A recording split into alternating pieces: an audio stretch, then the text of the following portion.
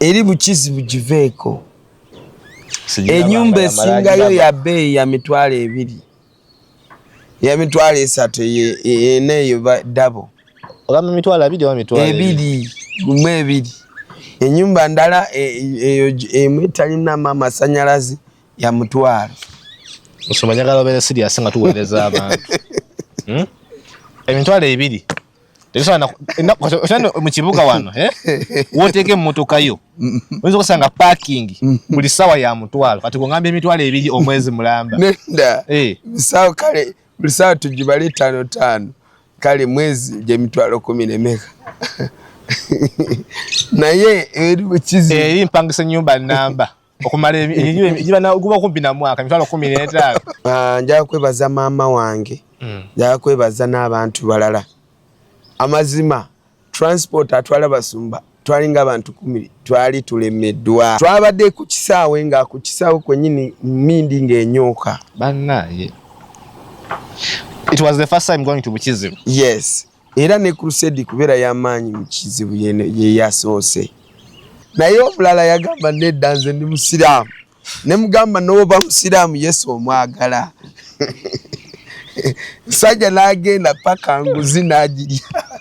Yagamba nze tamina bye muŋŋamba. Ndi musajja musiraamu. Ndi musajja musiraamu. Ne mugamba era abasiraamu bamanyi Katonda.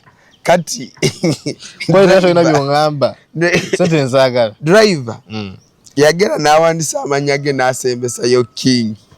Kati fe twagamba driver tula fe katugende tukole ki twogeze. Naga kati yeisa sebo King aganye n'okujja wano. Bitegeza alikabaka. Aba traffic abuke ya yomba. Yatabuka butabusi. N'atabuka ne mugamba sebo. Nze gwoyimiridde mu maaso ni musumba. Tugenda kuweereza Mukama. Weefudde musiraamu. Naye ne Katonda ayagala basiraamu. Oyo ye ekyebiri n'akirya. Ne mugamba kati bireke. Naye ng'omusambwa gwa Bukizibu amazima gwali gulwana. Wali active nnyo. Gwali gulwana nnyo kulaba nti crusade tekoze eki. Tebaawo. Emizimu gy'Ekizibu. Basamize ba Bukizibu. Bali ku stand. Ngabona bali mu kusamira tebaawo ki. Tebaawo crusade. Ne bagirwana. Ani abagamba nti mujja. Ngabo balanga nga abasumba. Abali balina okubeera nga basamira n'ekiteetaagisa. Gwe nenkulabira neŋŋamba Mukama neŋŋamba abantu. Twaze mu lutalo twaze kwebaka. Musituke. Era nze kwolwo Sebaka nabeerawo ku katuuti. Naye ekirungi abaweereza abeeyo baazuukuka nga 9 nga basaba. Naye baba musamba gwa Bukizibu nga bagukuba teguwulira. Bamusibisa engoye nga akuba bw'oti emigere. Ogwo omuzimu gwali gwa bodybuilder. Ne baleeta emiguwa. Emiguwa kusiba abantu. Abantu adde babasibanga emiguwa. Nga balinga balalu. Manyi oleeta akaleesu, manyi osibe, manyi obikke. Oba buyulizaawo. Tebalina budde. Giri gya Bukizibu gireke. Yes.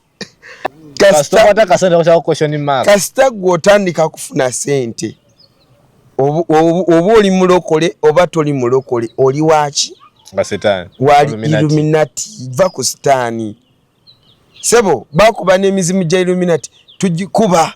Emizimu gya Illuminati abalokole be Bukizibu. Kasita obeeramu n'akasente akalungi badalika kugobako emizimu gya Illuminati. Export TV to the world.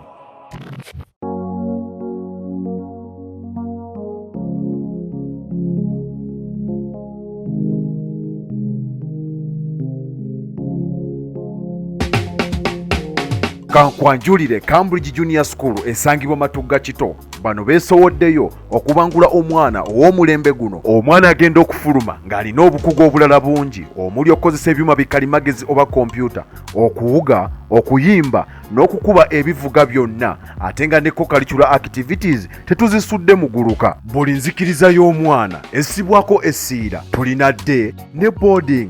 buli ekikozesebwa ku ssomero omwana akisangako. Abasomesa baffe batendeke tusobola okulabirira omwana wo okumala ebbanga lyonna ne bwe guba mwaka mulamba kusa n'eddekeya eri abannassale. Cambridge Junior School esangibwa Matugga Kito, kilomita emu okuva ku Bombo Road. Okumanya ebisingawo kubira Administrates ku 0773 011412 oba kubira Director ku 0752 52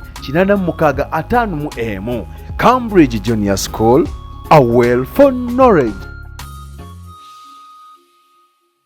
Omulabi wa Export TV nkwaniriza n'olunaku lwa leero tukomyewo n'ebyokuyiga bingi. Nagamba kasooka tulaba nga tuuse wano omanyirawo ebyamagezi bisembedde. Export TV ekyano yokka gye mmanyi nga eri next to none, teyina egiriraanye mabega ne maaso, so edduka yokka mu race. Abali wano juzi nabagambako nti ettaka lyetutunda ku lw'ennakawuka. Ettaka liri ku bugazi tuba mu yaadi 4 n'obutundutundu 82. Ettaka lino liri mu tawuni y'e Kajjansi Town Council, sobeera okyali mu kibuga. Ate nga ku luguudo kwennyini balina mukolako kolansi, essaawa yonna tugenda kuba nga tuli mu kibuga wakati ddala. Nagamba kijja kunyuma nnyo obanga oyagala kuzimba ssomero, abagala okukola zi hotels ennene, abagala okuzimba ebisaawe, abagala okufuna ettaka nga bakolerawo zi crusades, abagala okuzimba amakanisa gali amanene ddala, musobola okulina ettaka lino. Liri Nakawuka Bukusu Kajjansi, ndowooza ye area we bagiyita bwennyini. Osobola okuba ku namba y'essimu 0769012604 obanga oyagala kumanya ebisingawo oba okulambula.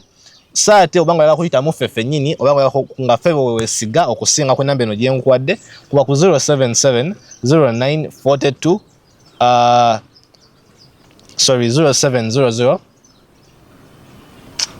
ndiko kireero enamba expo eri 0770 mwendanyanya 266 munsonyiwe okubatabwanya naye nga namba yaffe nga Export TV osobola tukubira n'otuyitamu netugenda tulambula ettaka oba n'ogamba yagala kumanya birikwatako, yagala kumanya ssente zaalyo, n'obeera nga ekintu ekitambuza bulungi nnyo nnyini ddala. Kwate ku mukono guli tulina ayitibwa ML oba guyinza okuyita nti Melody Events. Ono ye yagamba nti ku sound quality kwafiira. Olina ebivulu, olina oyagala kola zi crusades zenene, oyagala connectinga kisawe kiramba, oyagala kuba sound bagambe nti omusajja banne yakonkonye, genda ku ML balina tete, osobola okubafuna ku namba zaabwe ez'essimu zagenda okubagamba mu maaso awo, naye nga fonna osobola okutukubira ffe ne tuconnectingayo. Tewagenda kubeerawo middlemanship mbw ate tugenda kusaba tulisa tebigenda kubaawo, kuba ku namba y'essimu 0770944 tubeere nga tuconnectinga bulungi ku ML Events, mubeere nga mukuba sound n'ennyenje zikunkumuke. Omusajja yagamba nga bwe bayitanga eri wamala nti ne bakonkona endongo mukeerere n'atuuka n'okumwenya kati nabo kye bakola. Naye nga tugenda kuba nga tugera ku bintu bingi olunaku lwa leero. Ndina omusajja wa Katonda Musumba Edward Mogisa, era njagala twala omukisa guno gwennyini mukuliseeyo gy'abadde abulidde yanga bayitayo mu bukizibu. Njagala tubuulire waviireyo wafuuse bukisanyu oba bwasigadde bukizibu nga naye kennyini yakomyewo n'ebizibu. Tugenda kuba nga twogera ebintu musomaze okubuuza ku bantu bano. Kama yeebazibwa Oluganda mwasibye mutya? Munansonyiwa leero ndi low. So kati tuvidde ku heaven, tuvidde ku spiritual purpose. Yeah. Nateeta tukyaliwo tukyasabira abantu. Era namba y'okusabira abantu tugibawa eri 074 074 18 22 41. So gye tuli twakomyewo naye crusade eyo twagimaze. Tugenda kola charity mwezi gwa 11. Katonda yatuyita kuweereza sikutuula sikuwumula. So tulina project gye tuyita Charity Africa Foundation. Tugenda kuba nga tukola charity work nga tugabira abantu abali bubi, abali mu bwetaavu. So mwezi gwa November kye tugenda kola. Then on December tulina crossover crusade. Egenda kuba embiko. Awo mu basamize wali mu kubo ly'omusambo omu yalokoka naye kati basomeza bangi bakyaliwo twetaaga tusigale nga tukonkona paka bakyasituka busitusi tukonkone paka nga bonna balokose so byebyo mukwano mukama bampeera omukisa amina ddala njagala kwebaza abawagidde bukizibu crusade kati twagitumye bukisanyu twaleseeyo sanyu namwe mwakomyewo n'ebizibu so kati mukama abatwagalire mwebale nnyo okuyimirira abayimiridde naffe kutusabira abayimiridde naffe ne mukwata sente zammwe ne mugamba enjiri egende mu maaso obwakabaka bw'eggulu bwe bukusasula bawandiika era empeera yaffe ebalirwa mu ggulu nze bwe mba nfunye empeera Pastor Edward akulembedde ate gwe ataddemu sente ayinza n'okufuna n'okusinga nsi ojja kuba basumba nno obututi batandike kufandinga njiri ate basumba bakole bati anti bajja kuva bagambe nti ndaba ataddemu yasinga okufuna omukisa anti kati bateekamu kubanga of course wabaawo mukulembeza akulembera kintu spearhead naye oli akutte miliyoni akutte mitwalo 10 n'ateekamu oyo empeera ye ebeera nnene lwaki yeefiiriza bingi tekava mu nsawo n'awaayo ku lw'enjiri ya Kristo onakulayo omuntu okusimba wadde nusu 10 gwolaba abantu abateekangamu Yesu enjiri wafaayo omuntu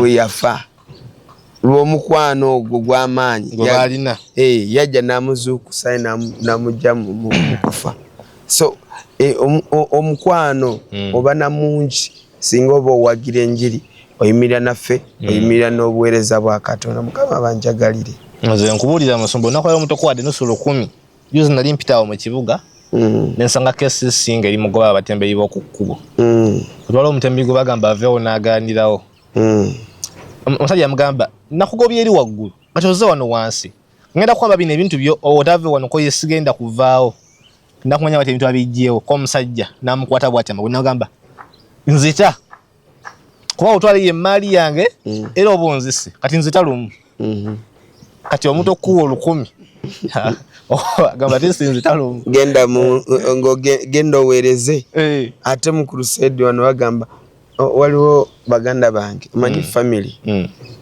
obeeranga nnyo omugezi okuyingiza family ministry mbadde manyi ate wekisinga okuba ekyankuba fena tusobola otesa nengamba nti mukulu wange Edward tuze mbuweereza kitegeera beera we Yesu yali aweereza walaba mwalimu Yokaana omu yekka ye yali muganda we anti abasigadde baali bato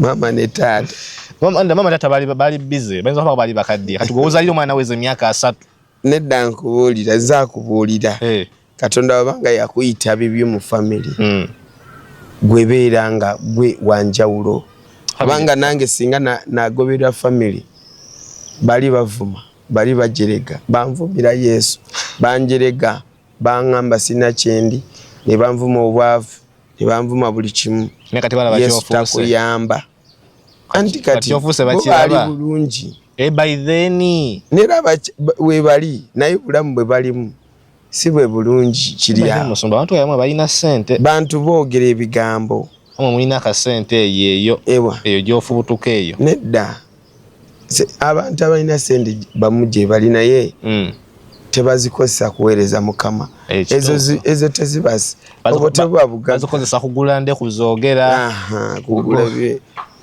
kugula ebyo mayembe majini babina byo mu bungi ebyo tebiyamba ebyo bikoma wano ku nsi bintu bya ku nsi wano fe ekintu kye tuli mukola tukolerera eggulu Yesu yankyaza mu ggulu naye okomawo wano kukolerera eggulu ng'ovudde mu bino bye tutula kamera ne tusomesa ne twogera si kyangu era gwe tunuulira mu basumba bonna abatula ku zikamera ku zichannels nga Katonda yabayita bakomaawo bamu babala kufuna omukisa eyo nga mumaze kuba blessinga bagenda ne bakolamu ebyabwe naye tyaffe tukwata n'otuuka n'okola n'oku account yo n'abaana bo ne basula enjala n'ewaka n'ogenda n'okola ki n'oweereza Mukama so Mukama bampeera omukisa amen kale tuwo kubujuliza obwabaddeyo eyo watukakasa nti waliyo abantu bangi kansooke njogereko ebimu ebyatutuuse highlights just highlights tukigaziye abantu mekamba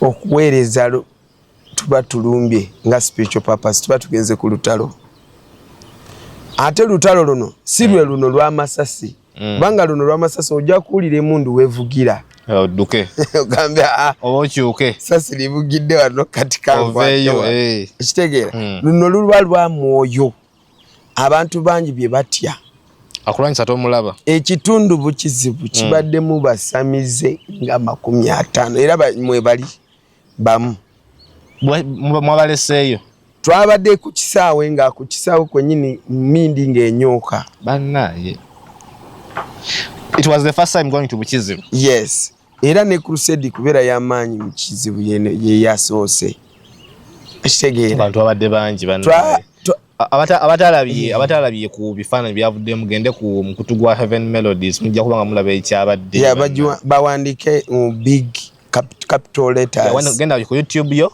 wandika Heaven Melodies in capital letters CH or CH waliwo space capital A yeah wandika Heaven Melodies space CH bera biteke mu capital osearch ngojja kubojjwako bulungi olabe ekyabaddeyo yeah kambabulire olontandika kubagamba tugambe twafuna sente eziwera bulungi ne tusasula ebintu bye twasasula etumaliriza byonna biki stage biki buli kimu ekigenda abantu baleeta kasente ebimu ne bigenda twebaza nnyo bambi mwenna abacontributing okuwulira enjiri tugenda kutuuka ku lunaku lw'okugenda transport atwala basumba n'abula ayabasi naye nga bintu byonna bimu bamu bagenze n'ebintu bimu bikoze eki ng'ebintu bigenze naye nga abagenda okubuulira bali Kampala Stan nagamba temujja kuvaaga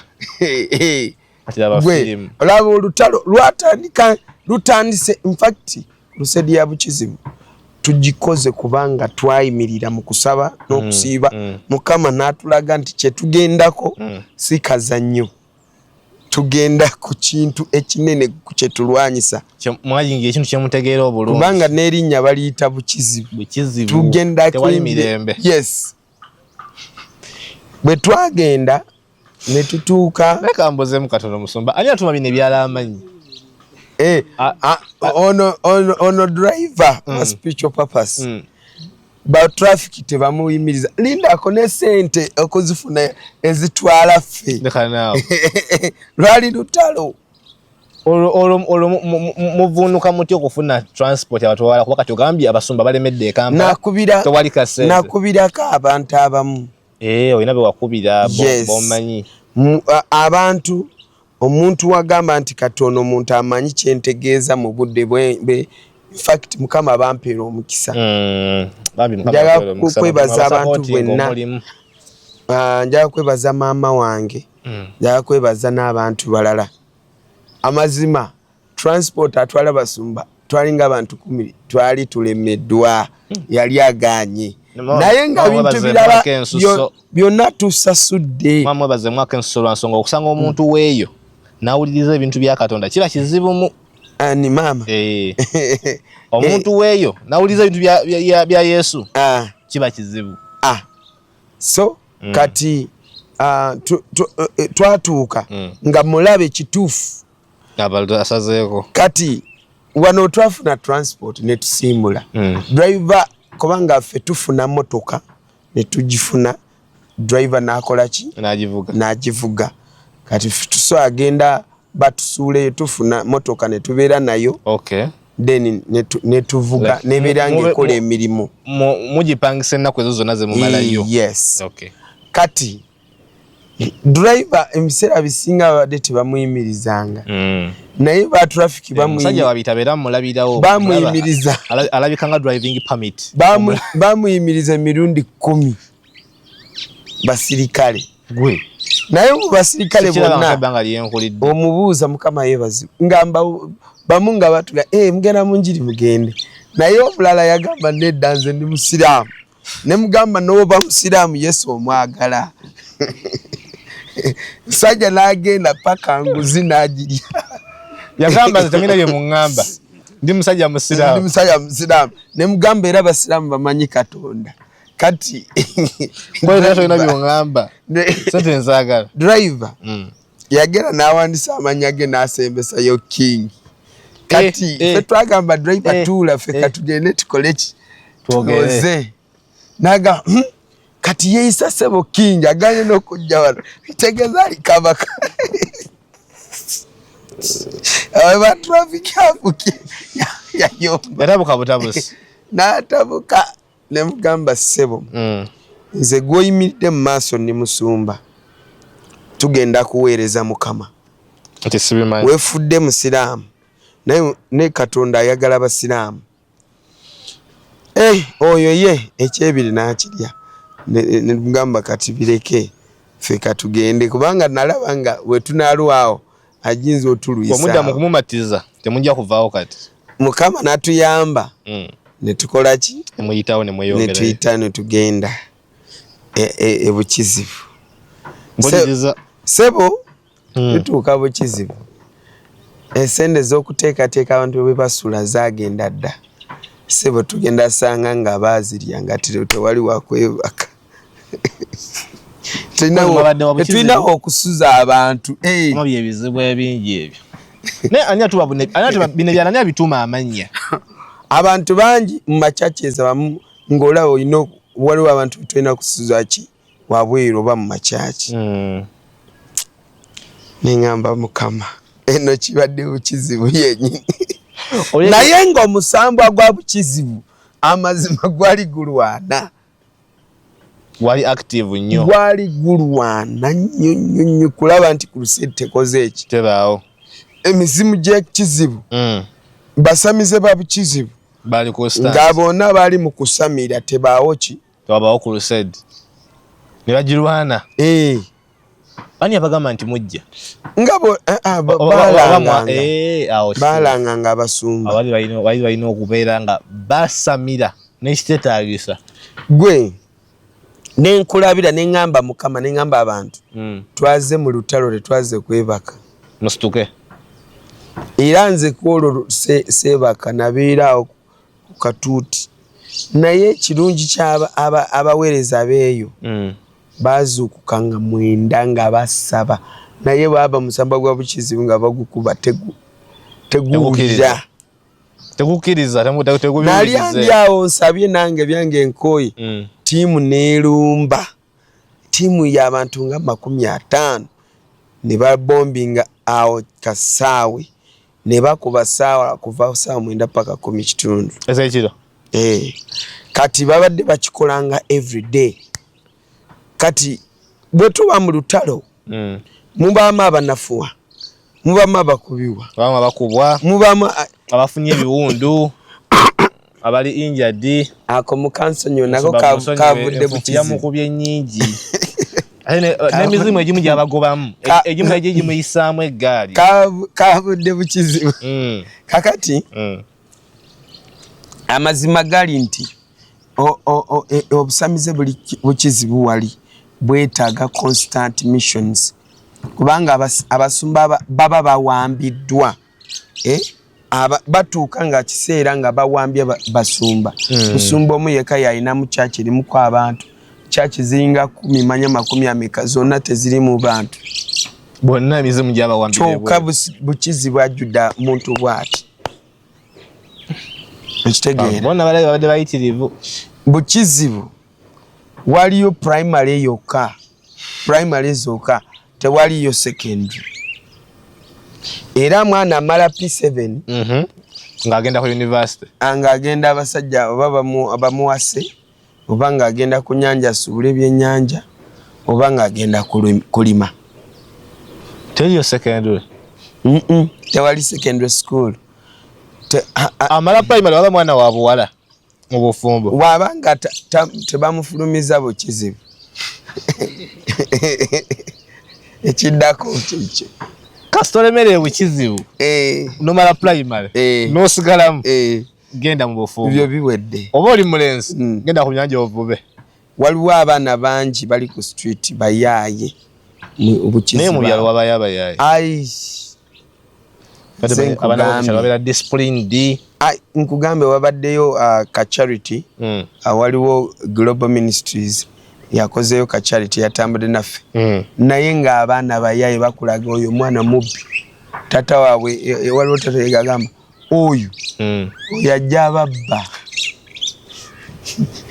mumuleke ffe twasuula akasasiro oyo tetwaya kwegamba emizimu giwamba abaana gikwata generation ku kyalo kiri ku kyalo akaana kato bwe kati kalya ku street kasabiriza busabirizi ebyo byempulira mu zino tribe z'enengulu nti omwana kasaweza myaka 5 nga bamuwa ejjambi ataddamu kusula mu nnyumba basula mu miti mbasanga boba mu masayi olina okweyiya bukizibu eri bukizibu giveeko enyumba esingayo ya bbeeyi ya mitwalo 2 ya mitwalo 3 eneeyo dabo ogamba emitwalo 2 oba mitwalo 2 gumu 2 enyumba ndala emu etalinamu amasanyalazi ya mutwalo osomanyagala obeere siriasi nga tuweereza abantu emitwalo 2 mu kibuga wano woteeka emmotoka yo oyinza okusanga parking buli ssaawa ya mutwalo kati kungamba emitwalo 2 omwezi mulamba nenda bisawo kale buli ssaawa tugibale 5 kale mwezi gy'emitwalo 10 nemeka naye eri bukizi eri mpangisa ennyumba nnamba okumala guba kumpi na mwaka emitwalo 15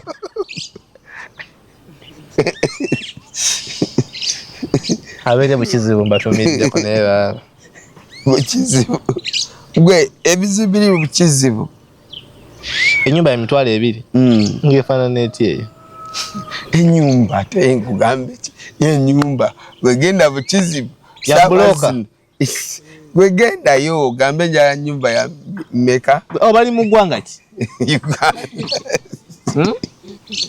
toseka Uganda newunya wewunya kuba nkugambye Kampala wali mu kibuga buli ssaawa oyinza okusanga parking buli ssaawa ya mutwalo kati obanga ye ennyumba gyasulamu ya mitwalo 2 okumala omwezi mulamba ate nga zirema ate nga bamugoba mu nyumba nga nigoba mu nyumba emitwalo 2 naawe newe mba sikola ennyumba newe mba sikola nga nsira nebasa sente zinemafuna nzakugamba nzakunyumiza nze mbaddeyo okusajja wadde omuntu nga zenga ekizibu kye renti iye omuwala Joyce tumugobyemu mizimu kuva lwe twagenda mizimu gibaddemu oli mwana nga bagala kumutta abadde wa kufa omwana oyo yali talina yali wa muganda we bwe yali muganda n'akyankalana n'agenda n'atandika kukola mu lodge kati naye nga womanyi omuntu waba abuze nga ayinamu akali nagamba bannaye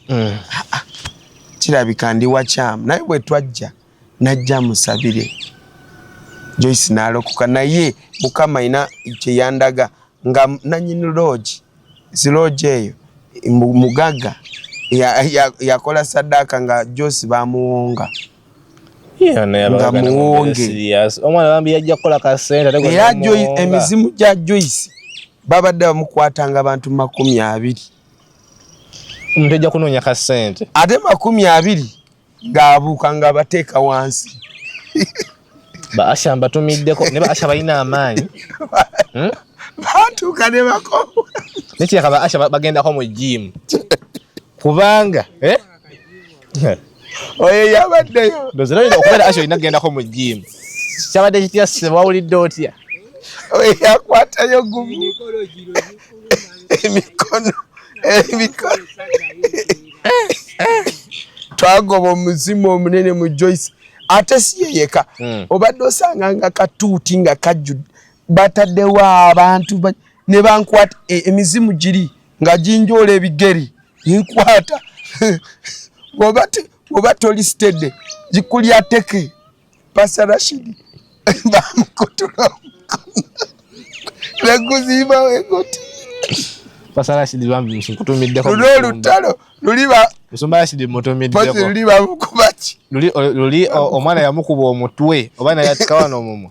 Sajja yamaye nakubiri nga takyali ammere. Yes. Muno bamumenye mukono. Luli luba lutalo era kyovola ngamba abantu. Musumba wagendereza odako bajja kumenya nsingo. Musumba Rashid oyo tano wange. Yambeerako nga bodyguard wange talina kundikirira. Era yewe kibaawo alina okugaadinga. Omanyi luba lutalo nze ngamba abantu lutalo luno tugenze mu lutalo. Si bya mirembe. Nze ku lusede zenkola tetuba mu kusaaga tuba twagenze ku serious business. Wekuba tulina okuwininga souls tuba tulina oziwininga. Wekuba nga kugoba mizimu oba misambwa mu bantu tujigobera ddala bya ddala si bya kusaaga. Banaye Joyce mbadde nkyakunyumiza Joyce ngobale mwagenda muli ku muntu nzijja mbagamba baali bangi babadde bawala bangi abalokose like kyengamba kuva ku lunaku lwe mwagenda omwana oyo anti nga lunaku mulina omusabirako. Yes region yali emutuddemu muli nga bugamba nti kati muntu alina okufuna eddagala yaliko emmalwa z'ekika kyonna. Ate kika oli yali already amuwonze mukama yandaze nga asigazaayo myezi nga 6 agende afe naye nga bizibu byobutafuna sente zipangisa ki enyumba kikyamutwala akola wali kuki kaloji asimula buloji omutwalo gwamubula. Kati ogwo mni wahala bamuwa sente mmeka? Anti asulaawo ne bamuwa mmere omwezi bamuwayo mitwalo ng'ebiri.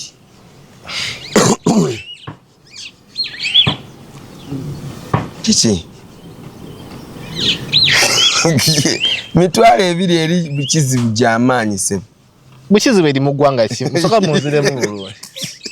Uganda. Mpaka n'ensi Uganda. Sisobola kukikkiriza. Emitwalo ebiri n'ogiwa omukozi omwezi. Ate gwe okyali mu ebyo.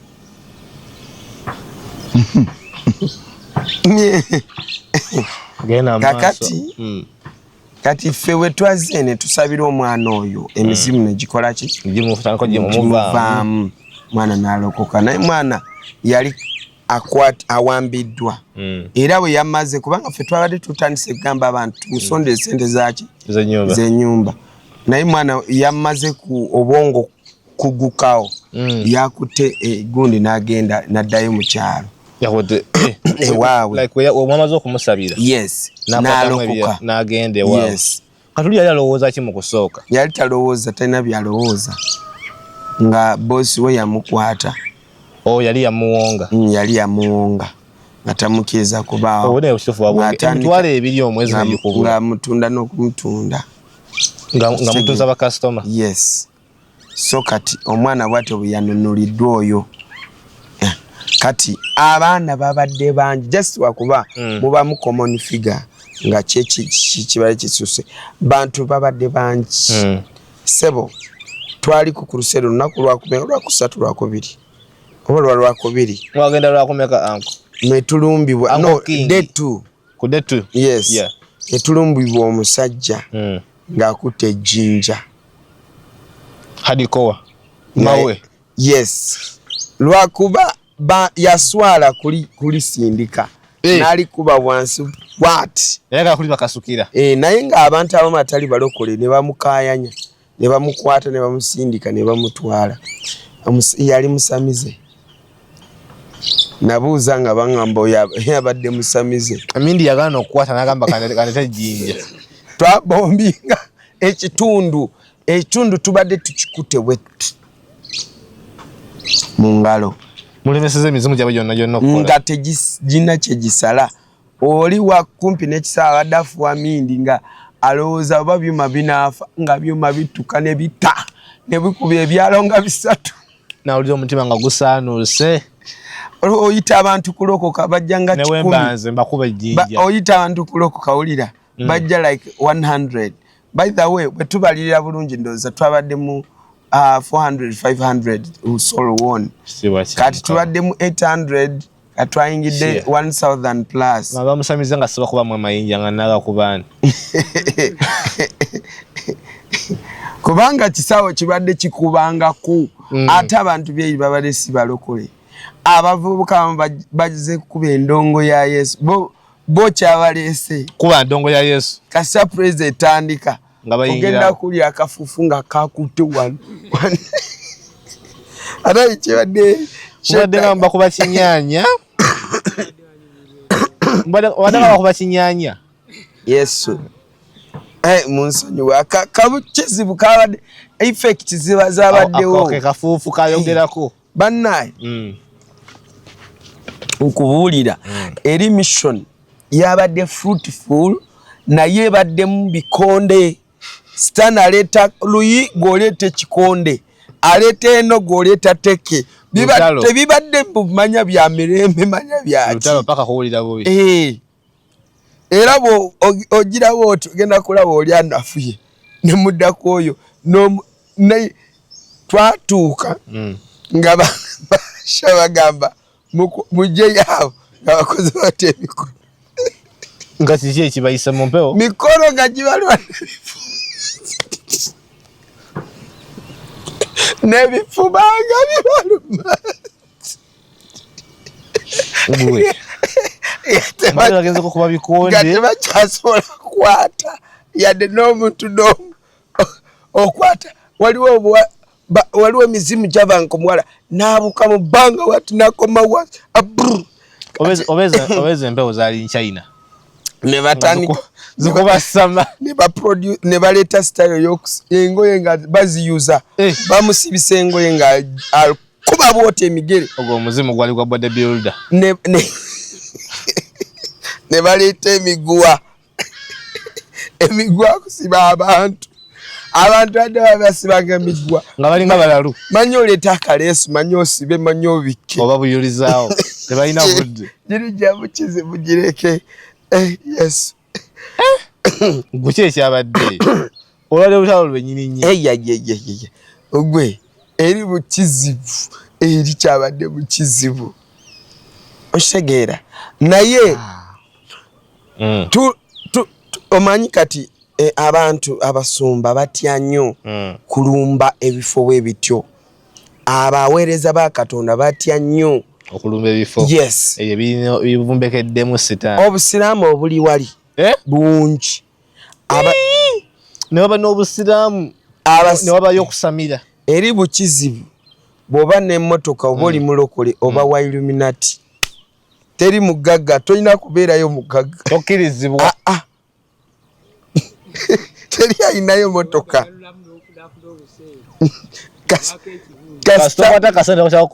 kasita gw'otandika kufuna sente oba oli mulokole oba toli mulokole oli waki wali Illuminati va ku sitaani sebo bakuba n'emizimu gya Illuminati tugikuba emizimu gya Illuminati abalokole bebukizibu kasita obeeramu n'akasente akalungi badalika kugobako emizimu gya Illuminati. Do you believe that it's possible to cure from diseases like fibroids, hernia, prostate enlargement without surgeries? Yes, it's only possible with God Heals Herbal Medicine. We also have medications against ulcers, prolonged constipation, hemorrhoids, syphilis, gonorrhea, back and joint pain, low sperm count, high blood pressure, sinuses, UTI, asthma, allergies, sickle cells, low immunity, liver infection, kidney infections, etc. We are located at the entrance of New Tax Park, Hijab City Arcade, shop number GF34. We also offer banking agent services. For more information, call +256 70 60 64 923. God Heals Herbal Medicine.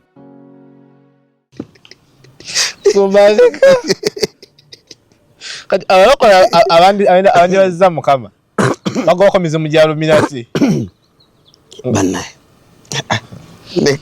musumba mujjo tuva wano mutwala ku God Heals Herbal Medicine bamuwa kaddagala abebukizibu mwamuletedde ebizibu bashabona tugenda tubakuŋŋaanye bashabona tugenda batwala ku God Heals Herbal Medicine tuwayo kaddagala kabedde nga kagogola ebinywa ebyo amazima gali nti nze sijja kwerabira firimu ya bukizibu ng'abaana bakooye nga batunula obutunuzi bwe bati nga bano bava akatuuti ne batalika nga banya badduka ba Aisha oba bana balika eggulu nga gye bakusanya ekiduka emisinde bakataba kange katadde ne babazaayo ne babasiza ne bakutula emiguwa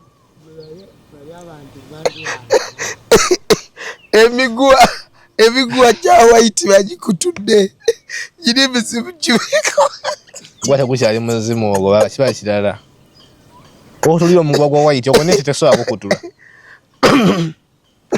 nange kati no mbyogera kati naye wali mbadde sisobola kuseka wali mbamunyi ate komanda toyina kuseka va ku bino byensekera wano komanda wali toseka nze kati sawa byeminyumyako yo bindaba nga byenyumira kati wabijjukira olabyanga bisesa naye bannaye nkobuulire mu mission twakola mu mwaka guno ene ebadde yakuta ebadde massive ebadde kutula nange ekifuba kinuma abaana bonna bakovu teri atayi okwa gwemanya kutandikira ku Romina paka Romina ye mwana wange muto asembaye mu nyumba kandi akatomina yabadde akola iki Romina jakugamba kati tata abo bonna bagenda kugwa bagenda kusabira yabira monitoring gatata wakiragera nazina amazina ye bwana buto mugamba oda yala mu future yabalabye dda agamba abo bona abo bagenda kugwa eraise wabasabira Romina mugamba bugambi Romina togwa nti tata sigenda kugwa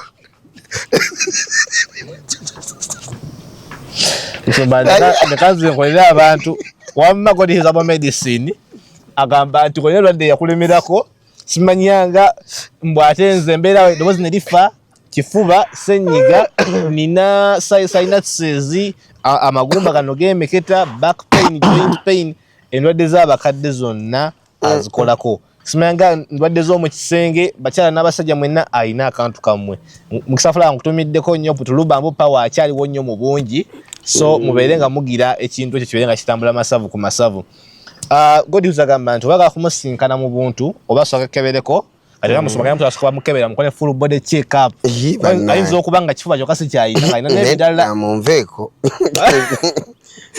musomatogana nkyali ku bugundi bwa bukizibu ngenda mtu alaba mukebera omubiri gwonna bamugambe nti musomba enfufu yagenze mu kiwange enfufu yagenze mu mawugwe bamuwe eddagala nga kyamujanjaba akitegera bulungi genda e Kampala genda ggulu gemaliro ge wegali obanga gomanyirodde ekikuluma obanga yakogerako naye mu buntu mu WhatsApp nga wa direct call ku 0706064923 ate ku mukono guli tulina ayitibwa Cambridge Junior School agamba nti abaana b'omulembe guno bonna agenda kubasomesa primary gwe musingi gw'okusoma kwonna mutwalire abaana abo abali ku primary level ne nursery abeere nga abasomesa bulungi agenda kubasomesa mu kirasi omwana afulume P7 nga alina buna omwana nga amanyi osamba akapiira omwana nga amanyi okuwuga omwana nga amanyi okukuba ennanga omwana nga amanyi okukola emigaati omwana nga amanyi okulunda ente omwana nga amanyi okulunda obumyu banayimenya ekindeke ki byonna bagenda kubisomesako omwana ate ku bbeeyi ensaamusaamu bagamba nti gweomuzadde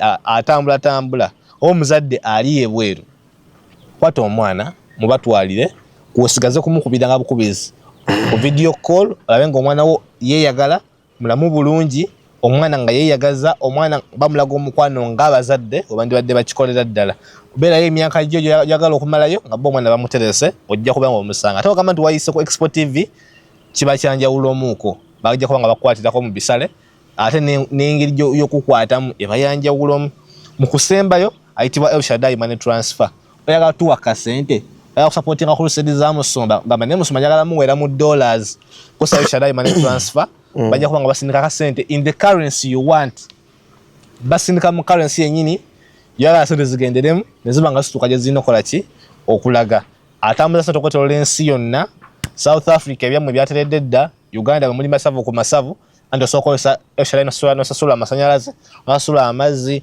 nosasula school fees no banking sente zo byonna nga bikola ku El Shaddai ate banne bali banjawulo osobola okubagamba nti buli nnaku za mwezi nga 10 musasule amazzi ati bogi gwe kyokola sente zibayo mu transit bo buli nga 10 abasalako akasente nga bakaweereza gyewagamba kaleki gyewagamba kagende osobola bagamba nti nina bank account mu nsi bweti mutoleko akasente muweereze musumba akole crusade bajja kikola bulungi ate nagambye ebiwendo gyabwe batuusa 95% ate tukutungira kati festive season bakolera almost bwereere wonnawe gyoli bakadama mmwe temukiriza kubabba sorry I'm very sorry mukisa magana mamayita ba house manager temukiriza kubakolako mikolo gya kubanyaga sente zammwe shale money transfer ajja kuba ngatambuza sente zammwe bulungi nnyo ate nga nzijuvu musumba obadde ngamba abaana nga buli wagamba kugoba omuzimu agamba kimusumba emikono sikyalina sirina kakono kakati kansomero lunyiriri tudde mu mboozi Matayo 8:16 egamba obudde bwe bwabungeera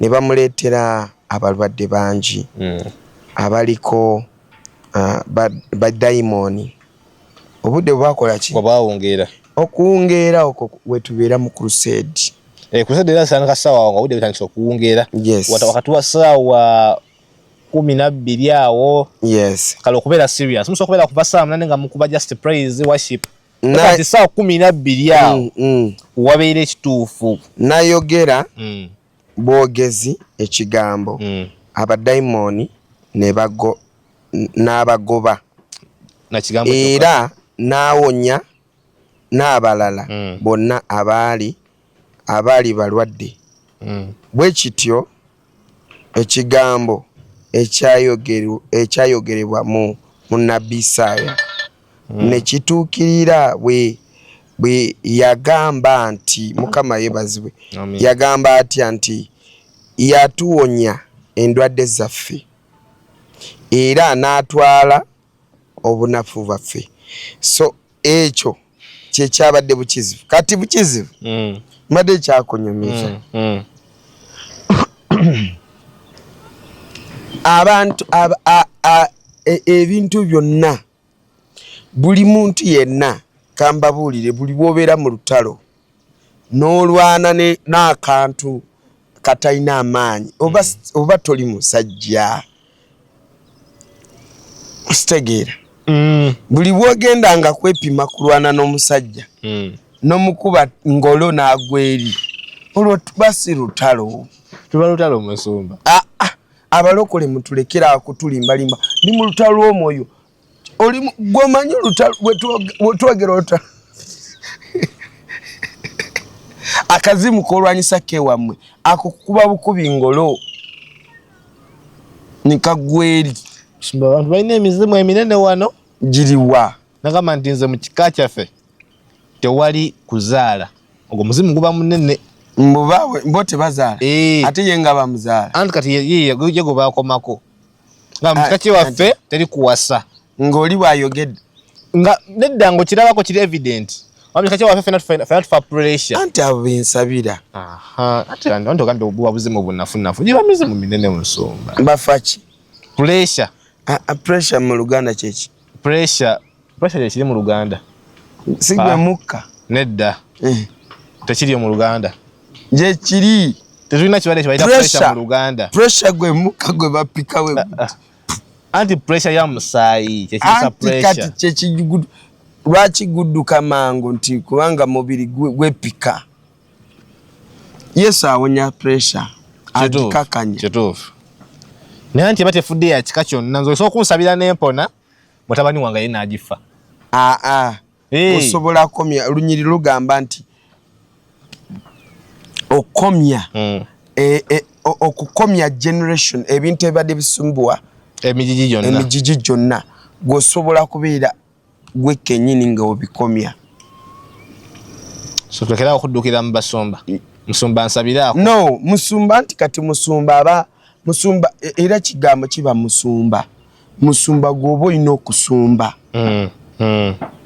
omusumba ojja kati nza buza abantu abajja wano ku kyano mugamba eka nkusabire naye kola kino ne kino ne kino maze kusumba nda musumba abasumba tebakola bwe batyo anti waliwo omusumba gwe banyumizaako nkagamba pastor omuntu ogunnuma jangu ku office passport olunuma tayita sasa kugamba konti oba nti soko osiibe soko osabeko agamba kimu jangu wa kati nganze waliwo ajja nankubira musumba ndota omusota ante oyo musindika mukusa n'okusaba olangamba musumba nina ekineebakako ekyo kikwebakako nsiibye bikoze eki biganja nku office nkusabire aho nawe bakuba musumba banne ekineebakako waliwo yangamba nze nenkifuna ekineebakako mba nezuulidde ekintu kyange nedda buli bwekikwebakako we oyavuwala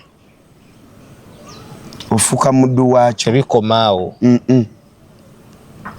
sanga nga muntu yali mulungi genda kwesanga gaviri gafaanana ng'omulalo oyinza n'okulaluka ng'olota buloosi n'olaluka ate kuloota wekikoma akukozesa kingamba nti gyokoma okirota nga kikukozesa biba bya ddala era ozuukuka nga kikukozeseza ne bino byolaba nga musajja ozuukuse nga wagize otobye mukazi naawe ozuukuse awo badde nga abadde yeebase neki n'omusajja tugamba kiri nakyo basayansi leka naawe kakati no ako byetubadde tukuba bukizibu bibadde bisuse kwako abo bwana bukizibu babadde baluminati aish nali neebase nendaba ekisajja ekiwanvu ng'omuti kiri nga nze ninga olusenene abaana ba Anaka bwe bakwata ekitundu ekyo okitegeera ekitundu amazima bw'okiyingira bw'oti kikwata obwongo oyinza n'okulema kutuddamu fulumayo obanga gwe basibiddemu eryekomera ekitundu kyekitundu ekiri abasajja baanoba mu maka toseka abasajja bakola ki baanoba maka nebyo ne Kampala tobikola nedda tekiri common nso kusanga kunyigirizibwa kungi ewaka abasajja banywa nnyo mwenge ekyo kibi abasajja tebanyina amaanyi ga kisajja omukyoyo kya bukizibu kyabawamba ekyo si kya mubiri awo bajimba beputulubambupa wabajatebera abasajja bobikizibu ekiba kiganye yangu nakaputulu kodiyuza agenda kakuwa waliwo weyagale batuleddeko omuliro nti oba oguwangudde golooza bo tebalina kyembadde mmanyi nti ekintu kyokuba nga omusajja teyeesobola oba omukyala nga si mulungi mu nsonga z'amaka kiba just bodily ate ngo kisoosuka mu basajja 20 mu kitundu kyekimu 30 nzo osanga tebalya bulungi abasajja beyo nga tebalya okuwota meloni tebalya kananansi obadde kinaawe towolereza bukizibu muveeko oba nkutwaleyo onkoleyo eki nesonyiwa tiwebiri nesonyiwa jakusindikirangayo ndeka nagambye dda ndeka in fact tuwombe n'okuwumbawumba kubanga otandisa ebintu by'okunsindika ebukizibu nsobola n'okuvaala nezoruka buddusi ekyalo twavuddeyo tugambye LC chairman tumugambye ekyalo twakijjeeko erinnya lya bukizibu tukitumye bukisanyu nakkiriza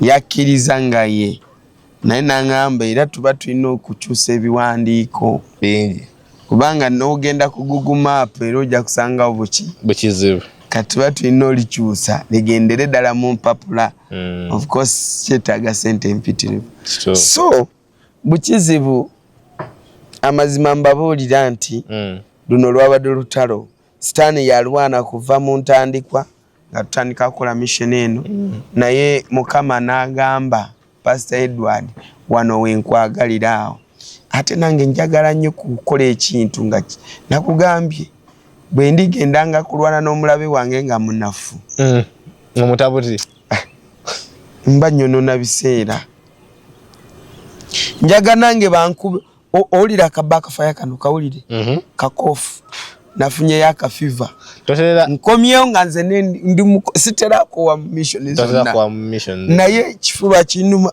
omutwe gunuma bigere binuma nengamba mukama kabaka fire nkawulira naye era kyetukoze abantu 1500 balokose abantu abasumuluddwa babadde bangi abo bote tujja ababala kubanga twatuka ekiseera nga buli omu agwa nga buli omu agweri neba asha ne bakoyera ddala nga ogamba muntu akoye basha bambi bawa credit tutera bayita bakachazi abavuka balina amaanyi basabi naye batuuka ne bakoowa emizimu giba n'amaanyi gikuba okitegeera gikuba kati twamaze n'okubatiza ndowooza ne video yakubatiza gonda jagiteeka twabatiza abantu bangi jukira abantu webalokoka okubatiza bamu baba tebabimanyi ketube twabatiza bangi abalokose so twebaza mukama